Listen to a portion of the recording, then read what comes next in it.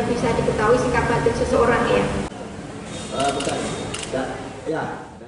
Sidang lanjutan 5 komisioner KPU Palembang yang menjadi terdakwa perkara pelanggaran pemilu balik lagi digelar di Pengadilan Negeri Palembang.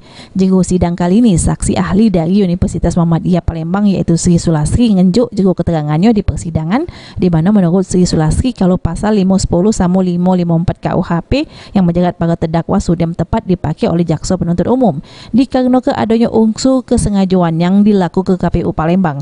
Pihak KPU Palembang dewe tidak melakukan pemungutan suara ulang dengan alasan adanya surat pernyataan dari beberapa KPPS yang melok dilakukan ke PSL ulang yang dinilai dibuat sepihak. Seharusnya KPU Palembang terlebih dahulu tetap menggelar kegiatan pemilu ulang meskipun ada warga yang tidak melakukan pemungutan suara ulang.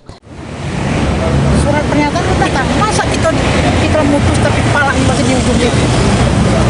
Jadi ngakali itu namanya. Dengan istilah yang apa namanya itu seperti ibarat main kartu. Iya. Main sendiri, kocok sendiri itu gimana Bu?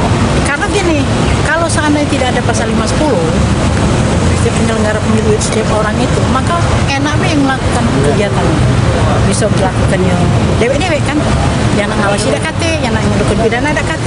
Ini harus dikenakan. Bisa dipaparkan Bu yang tadi pasal 510 sama pidananya gimana? Menghilangkan hak orang lain ya. Kalau 510 kalau 510 itu setiap orang yang menghilangkan hak pilih orang. Kalau 554 pemberatan penyelenggara pemilu apabila melanggar pasal 510 salah satu diantaranya ya ditambah sepertiga dari pidana pokok.